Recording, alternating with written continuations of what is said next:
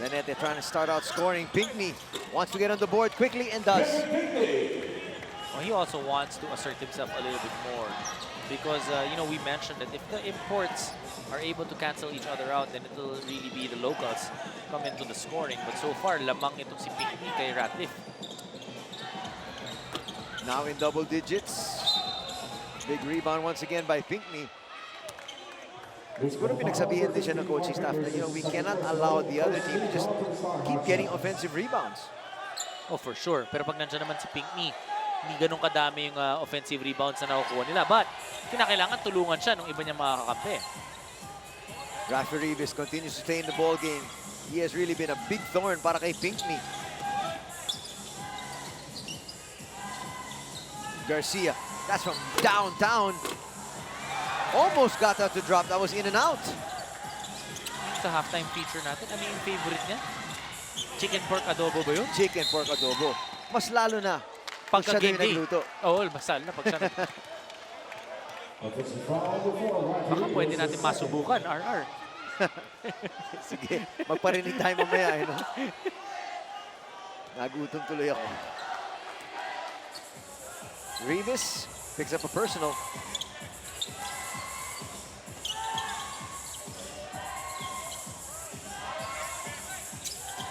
Pinkney trying to set a pick. Ngayon si Pingris yung kanyang kalaban. Steps back. Dalawang beses na halos pasok na yung tira. Lumabas na naman. But if you're in the Star Hotshots, you'd rather him taking those outside shots than him trying to assert himself inside, because that means basically halos lahat ng tira ng Phoenix manggagaling sa labas. Ratliff gets inside. So still doing the same thing. Inaatrasan siya so hindi siya makakuha ng buwelo. I'm wondering kung nakita nila sa scouting report yun. Because every single time Pinkney's doing it. I've seen him play defense prior to this game and hinabangga naman yung kanyang kalaban eh. Alam mo kasi kapag malaki ka rin naman, you know, okay lang yun na aatrasan mo because once he's deep inside, you can still challenge that shot at mahihirapan. However, pag ginawa mo yun na sobrang liit ka, hindi mo na ma-challenge yung tira eh. Puntahan natin si Apo. Kailangan ng Star Hotshots mas mag-execute pa ng mga plays nila. And less on the one-on-one. Marami daw kasi silang nito nung first half and they only got 4 assists, sabi ni Coach Jason Webb. And then also, kailangan daw i-challenge nila yung mga jump shots, lalo na sa labas nakakuha ng puntos itong Phoenix. Pagdating naman sa Phoenix, basic lang, sabi ni Coach Koy, depensa. A good defense is a good offense. Meanwhile, si Kevin Pinkney, may frustration na daw itong nararamdaman dahil kanina pa daw siya nakahampas sa kamay, which might be a problem later on, tulad na lang nung last game. Sabi kasi niya, hahampas daw sa kamay niya, nahihirapan na siyang sumut ng free throw. Balik sa inyo. Sumasakit na yun. That's one of the things na ginagawa naman talaga ng mga players. You know, you try to really, you know, when you foul, you gotta make it hurt. Diba? You're not out to hurt the person. But yung mararamdaman niya, meaning i-foul him hard para hindi makakuha ng, kumaga ng end one play. No? So, but that's something you have to play through. And that's something that mentally kalaban din ng isang player yan. Kailangan masanay pa siya rito sa atin. Oo. Ganun lang talaga yun. A foul is going to be called on Ratliff. That is going to be number 4. Oh wow, hindi talaga makausad itong si Rick Ratliff. So now, an even tougher decision for Coach Jason Webb. 4 personal fouls with still 8 minutes and 58 left in the third quarter. Almost 9 minutes, 3 minuto pala nakakaraan. Sabi ni Jason, iubo ko na naman to. Wala akong makuha-kuhang mileage dito galing sa import ko sa araw na to.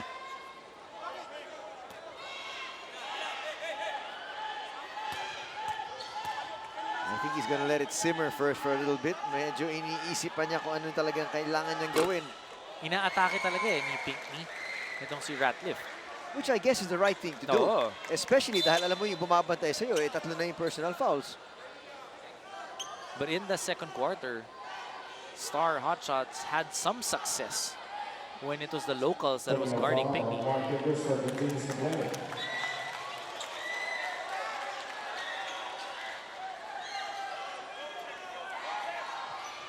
Let's get clarification of this.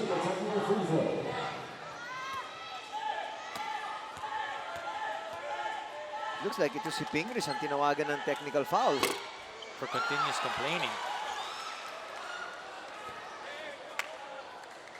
It didn't hurt them that time, though. Missed by Garcia from the free throw line. Sabi ni Pinky, nakatayo na ako rito eh. Ba't hindi mo lang binigay sa akin? And he's a very good free throw shooter. Kaya naman concerned siya dun sa mga hampas sa kamay.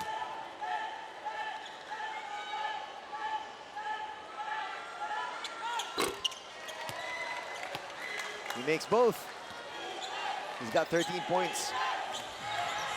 And he extends the lead up to 9, equaling their biggest lead of the ball game, which was once standing at 44-35. Ratliff gets denied. Yung move kasi ni Ratliff, una bangga eh. Diba? He's posting up and he's trying to feel you on that first dribble. He hasn't faced up. He hasn't did like a quick spin to the basket. So that's frustration now para kay Rick Ratliff. Ping, nakita mo, hawak na ni Mark. Alis ka na, hanap ka na ng tao mo because we can control all of them. They can now. Every time we miss, Ricardo's running, we got guys running because they're also locating our guys. Balikan natin nilo, 50 para sa Phoenix, 39 para sa Star Hotshot dito sa Cuneta Astrodome. Only here on TV5, the Philippine Olympic Network. That's great defense put up there by Pinckney.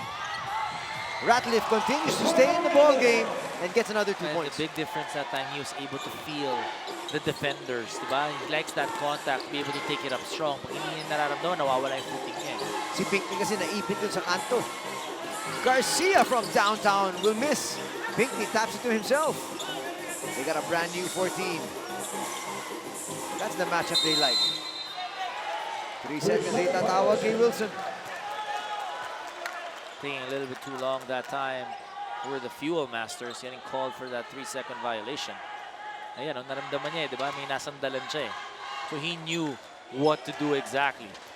And a lot of times, at least you know where that defender is. That's one down. Yep. Trying to score, rims out, and here is Ratliff. He's got 6 points here in the third quarter. Well, he's very intense. He likes that contact. He likes impact plays. He likes getting offensive rebounds. So, you know, this is what they want him to be able to do.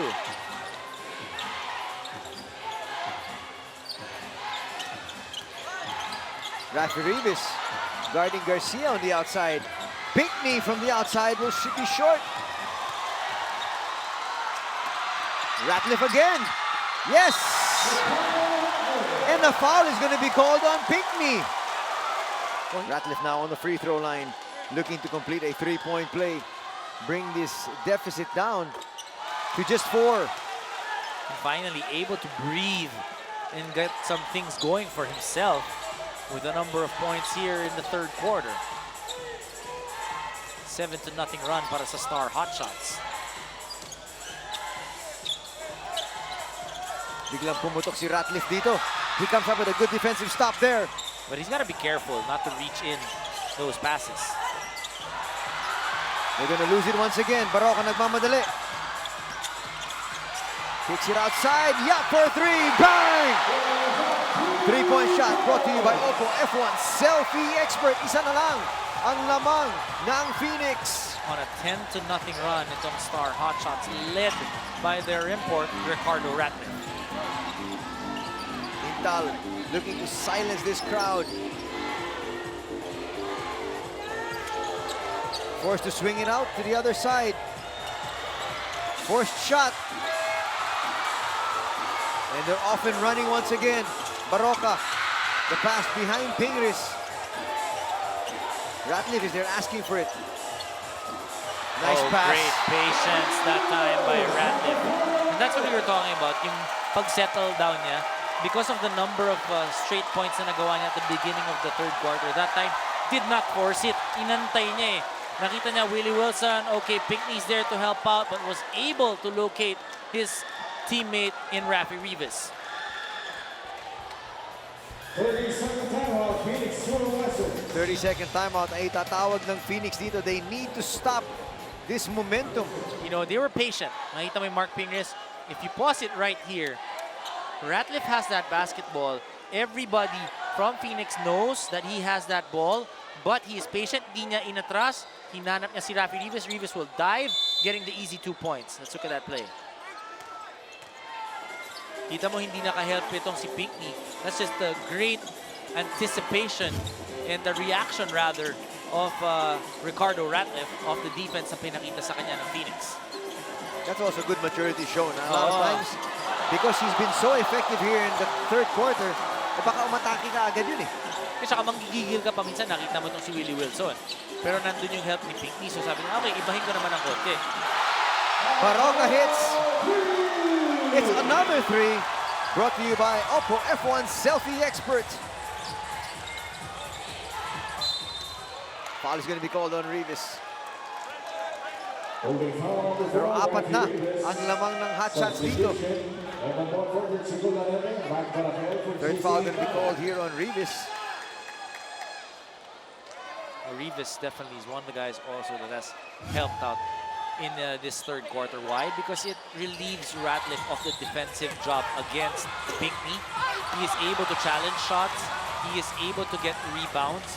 And earlier on, nakita nga natin, napasahan pa siya. Easy 2 points layup. And with itong si Rivas manning the boards, nakaka-leak out si Ratliff. Exactly. Oh, makukuha niya yung rebound. Itong si Rafi Rivas, bigay lang niya kay Baroka, takbo na si Ratliff tsaka si Pingwis. Sama mo pa yung James Yap. And that's why they were able to overhaul this deficit they were once facing. It stood at 11. Pingwis thought about it. They go inside to Ratliff. He will be fouled there by Pinisi. Pinisi not happy. Trying to get the 5th personal foul of Ratliff. Pero nakita mo yung ginawa ni Ratliff, hindi niya sinuwag. Diba? He took one dribble, but right before, close, para dito kay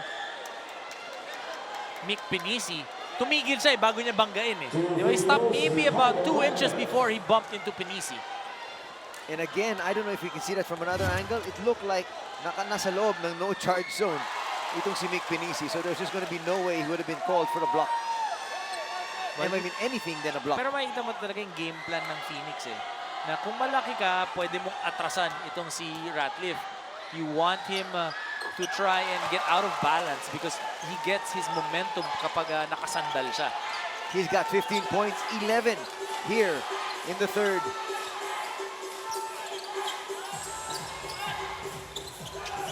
Montfort has checked in, looking for even more stability in that backcourt if they can get it.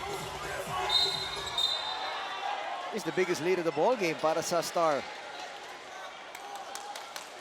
That's the second for the Star hot shots. 14 to shoot. Montfort can ring the bell. Baroka rushing things once again. Nice look inside. Perfect pass. Hindi lang na-shoot ni Pingris. I do like how they're rotating that basketball, keeping Phoenix on their toes. At saka napaka-fluid ng kanilang offense eh. Ratliff with a step back. Short. That's going to be in Rivas. That's going to be number 4.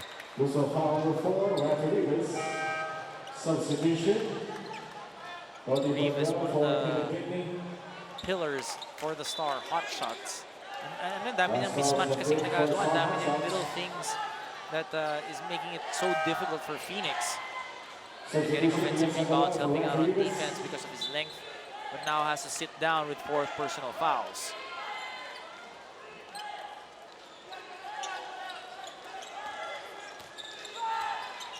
Montfort being hounded by Baroka. And a foul is going to be called on Mark. Makita mo, ginanahan din sa depensa itong si Mark Baroka. Yung pressure na gusto niyang ibigay. He really wants to make a statement in this third quarter to extend the lead of the Star Hotshots. Poor foul there by Baroka because nasa penalty na sila.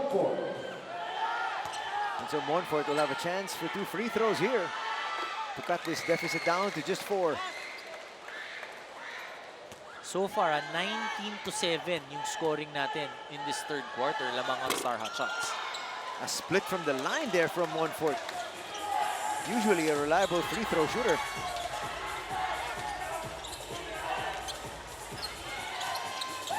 Yep, trying to get inside. Ratliff apologizes. Sabi niya, naku, kung nakuha ko lang yun, tak-tak na naman sana.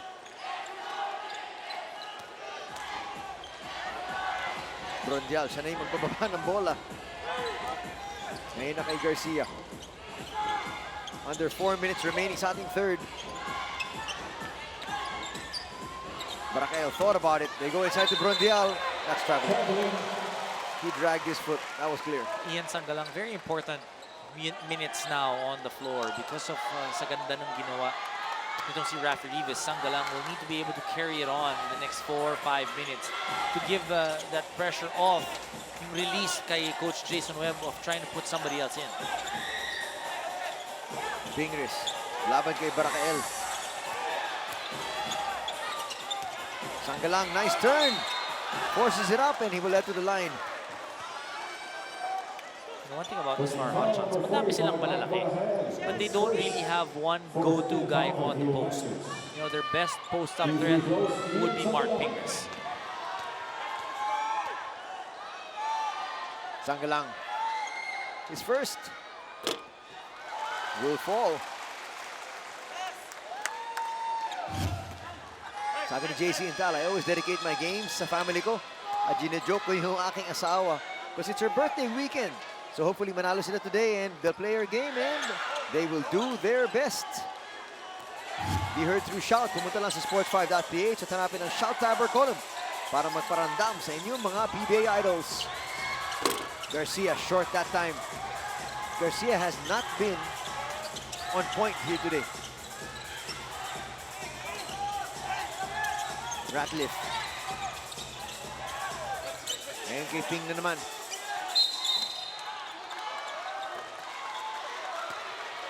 Baracael matatawagan ng foul. That's going to be their fifth. Nasa penalty na rin sila. So it's free throws for both these squads after this foul. 1 out of 9 field goals si Garcia. Aray. I didn't think I was that much on point na wala siya sa rhythm sa araw na to.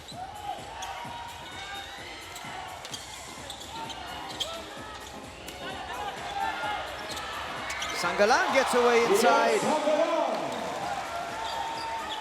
Very different itong third quarter ng Star Hotshots. Apple pointed it out earlier na sinabi ni Coach Jason Webb na madami silang one-on-one plays in the first 2 quarters. But in this quarter, they've been rotating that basketball, finding better looks for their teammates. Ratliff comes down, gets a defensive board. He has 12 rebounds already.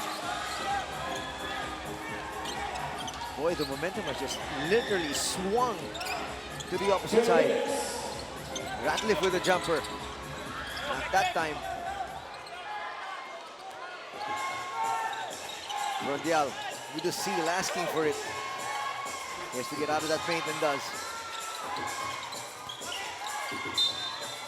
Foul is going to be called on Barroca. That's going to be another poor foul. He's had 2 already here in the last couple of minutes. Third personal foul para kay Barroca. Well, you don't want to rack up those little fouls. Yung mga pwede mong maiwasan. You know, he was aggressive. You know, you appreciate the effort of him helping James and digging to the post. But you want to be able to do that without fouling. Dahil sayang eh. Dahil ngayon, 3 fouls siya. Kung makakuha siya ng isa pa, then he'll have to, you know, let off a little bit on the gas. Sineswerte lang siya kanina. Emon Monfort was 1 for 2 from the free throw line. Ngayon, nakapag-miss itong si Baracael. Manood, maglaro at manalo. 5 panalo time na. Tumutong lang sa TV5 para makaipon ng 5 panalo points para makapag-uwi ng iba't ibang mga items dahil sa pagtutok sa 5, siguradong panalo. So at least those 2 fouls of Barroca just yielded 2 points instead of a possible 4. Still a 7-point lead enjoyed here ng Star. Yap, nakawala sa loob! Pasok na. You know, we were talking about the ball movement and setting up their players. Ang ganda na naman ng setup na yun sa opensa for James Yap.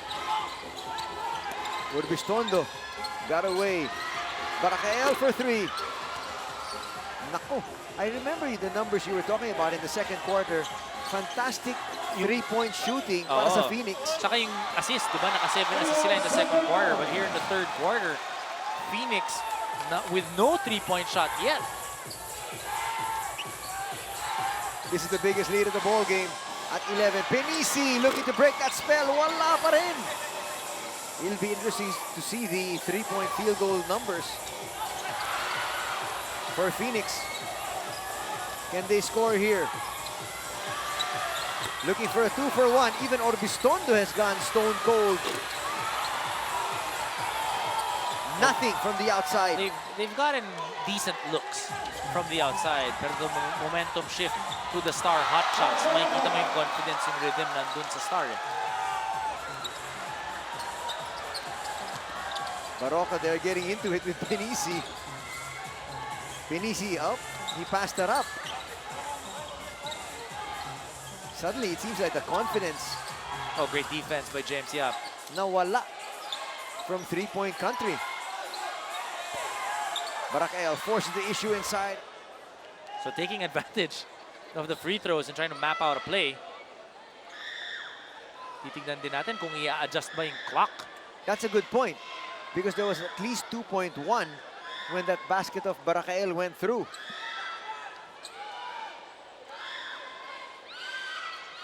Ayan, makikita natin na talagang may rini-review yung ating mga referees, di ba?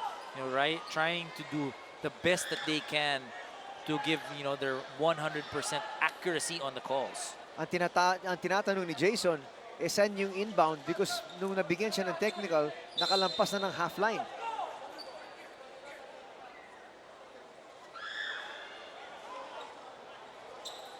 Vic Penisi will shoot the technical free throw.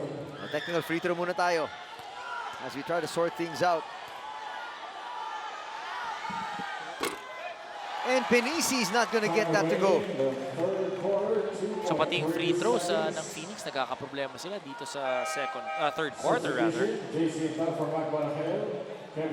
Only 10 points for Phoenix, Anthony, in the third quarter.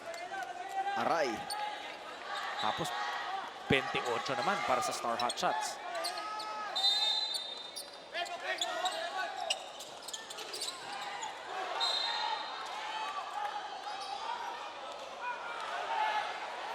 Webb was asking for a foul there. They're gonna have to check on the clock once again. Kung ilan ang ibibigay sa Star Hot Shots. You can see that bewildered look there on Jason.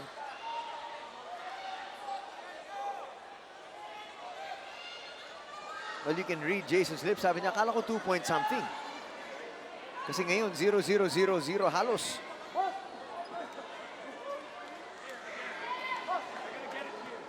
In the third quarter, Anthony, the Star Hot Shots, nagbaliktad yung 3-point shooting. 100% from the 3-point area, 2 out of 2.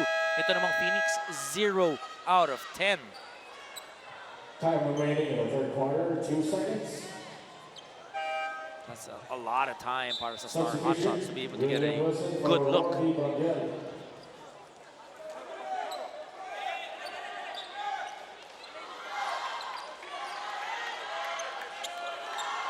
Baroka will do the inbound. Bronzial lumabas. They try to lob it inside, and Pinckney comes up with a big defensive play. It was a fantastic third quarter para sa Star Hot Shots.